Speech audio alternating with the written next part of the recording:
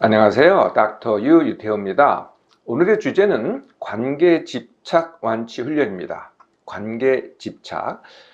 관계 집착이라는 것은 내가 그 누군가에게 집착하는 것. 이게 이제 관계 집착이죠.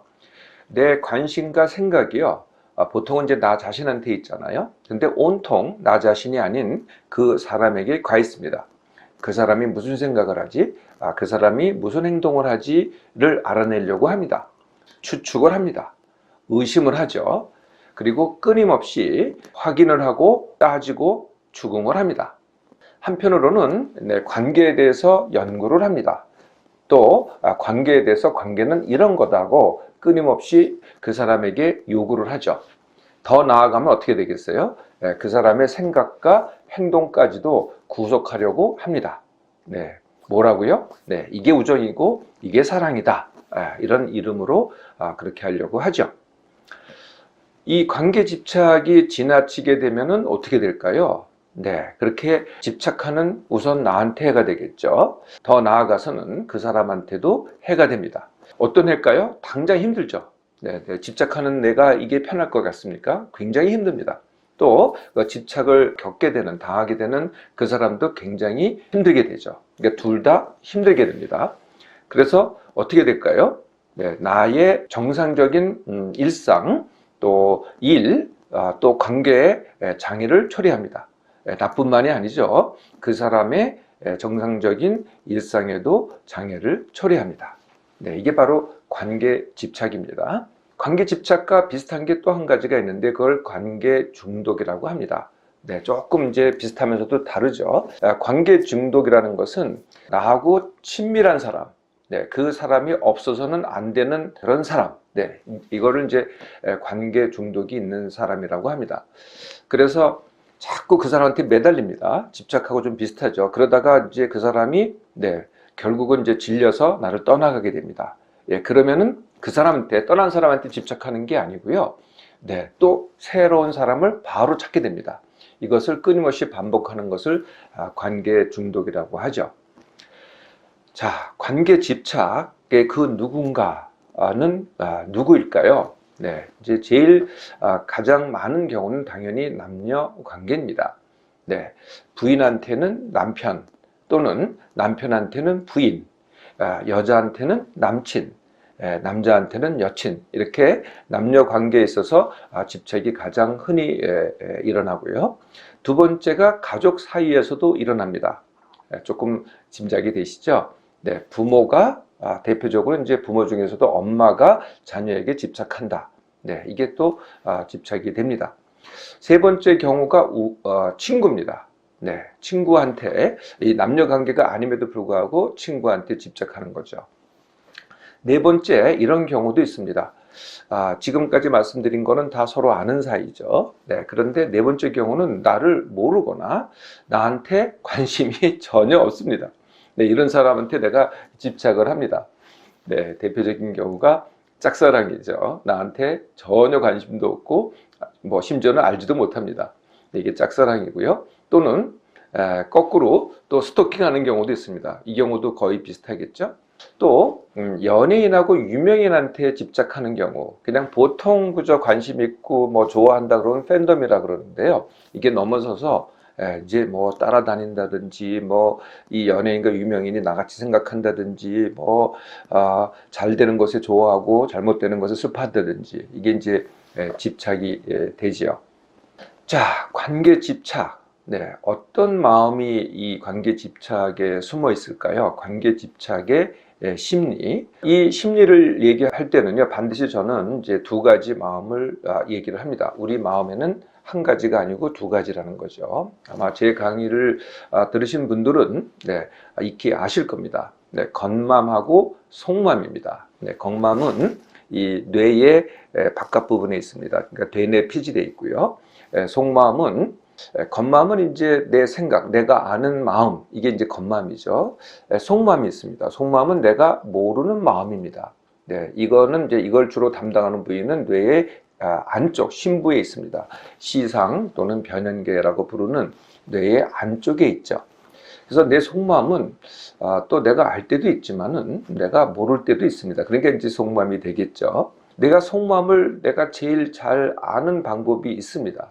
네, 그리고 겉으로는 잘 드러나지 않아도 이게 이제 어떻게 하든지 드러나게 돼 있죠. 네, 이게 이제 속마음이 드러나는 가장 대표적인 흔한 경우를 우리는 이런 말에서 들을 수 있습니다. 나도 모르게, 네, 내가 나도 모르게 뭐 이랬다, 아니면 나도 모르게 무슨 생각을 했다. 끊임없이 무슨 생각이 나한테 떠오른다. 네, 나는 그런 생각하고 싶지 않은데 떠오른다. 이게 전부 다 나의 속마음입니다.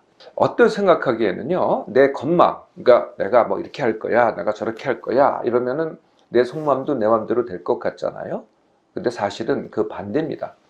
진짜 역할을 보면은요, 속마음이 두목이고요, 겉마음이 하수인입니다.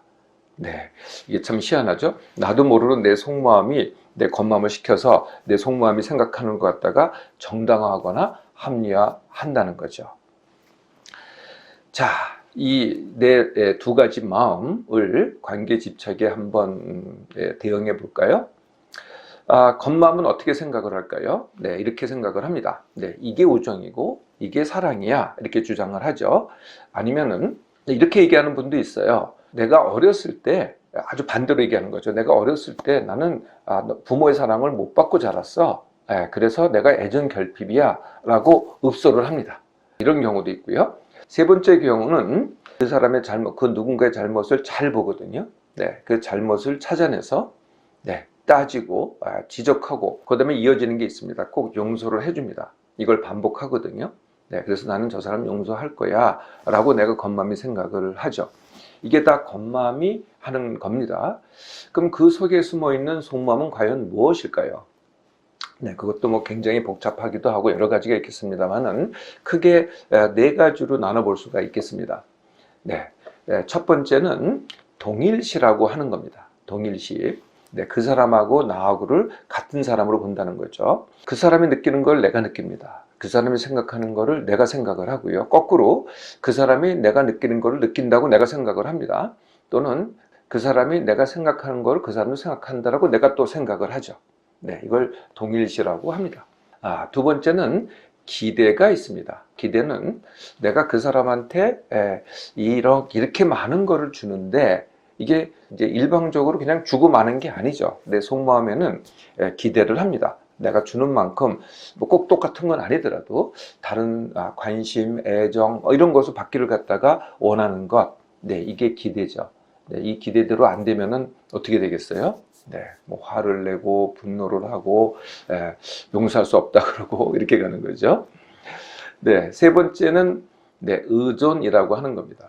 네, 그러니까 내가 혼자서 이렇게 설 수가 없습니다. 혼자서 독립할 수가 없어요. 그 사람이 있어야만이 내가 살 수가 있거든요. 물론 정서적으로 그렇습니다. 뭐 경제적으로 그럴 수도 있고, 뭐 물리적으로 그럴 수도 있겠지만은 이제 이 관계 집착의 경우에는 이제 정서적으로 더 그렇다는 거죠. 그래서 만약에 그 사람이 나를 배척한다. 이거는 너무나 공포스럽고 너무나 두려운 겁니다. 또 그 사람이 나를 이제 나하고 헤어지자고 한다. 이거 두려움, 이 공포는 이루 말할 수가 없거든요. 네, 여기에 감춰져 있는 게 바로 의존이라는 거죠.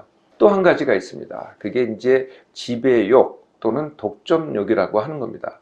의존과는 완전히 반대일 것 같잖아요.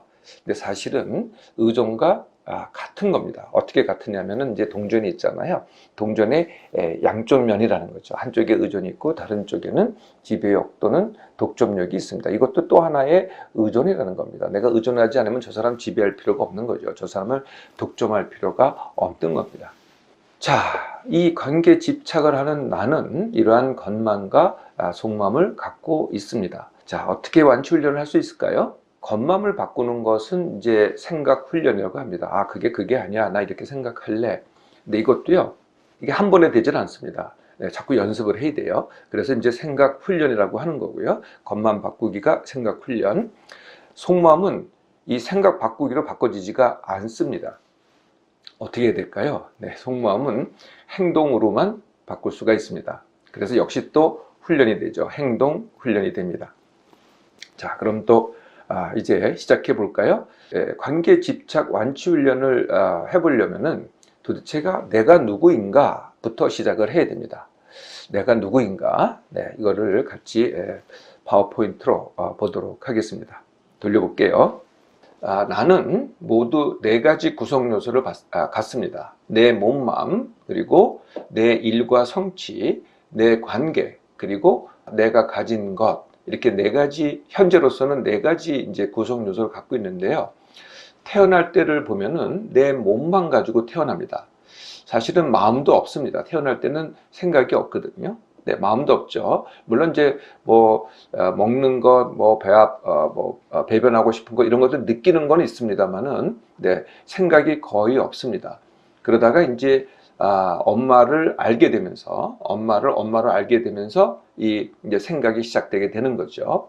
네, 그러면서 생각도 생기고 마음도 생기고 관계도 점점 생겨갑니다. 처음에는 엄마, 두 번째는 아빠, 세 번째는 형제 자매가 있다면 형제 자매, 그리고 친척, 이렇게 이제 점점 성장하면서 늘어나게 되는 거고요. 그 다음에 이제 유아원, 유치원, 학교를 가면 친구를 만나게 되고요.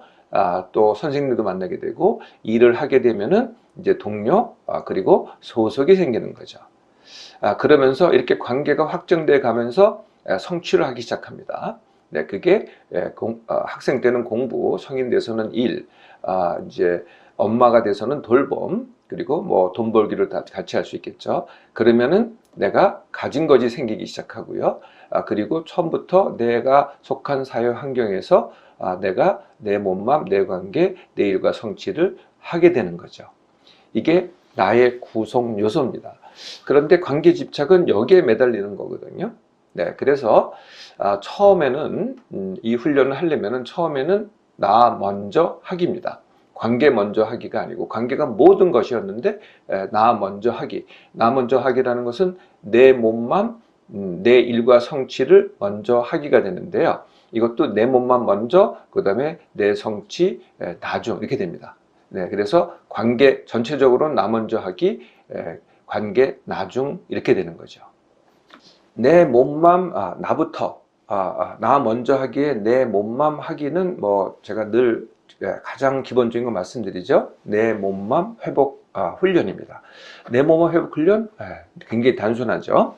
같은 시간에 일어나기, 같은 시간에 식사하기, 그리고 하루에 무엇을 하든 일을 하든 뭐 그 사람을 생각을 하든 아니면은 뭐 내가 놀기를 하든 모임을 하든 뭘 하든 10% 줄이기.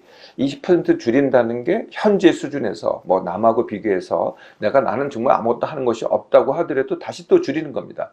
줄이면 그 줄이는 걸 뭘 하겠어요?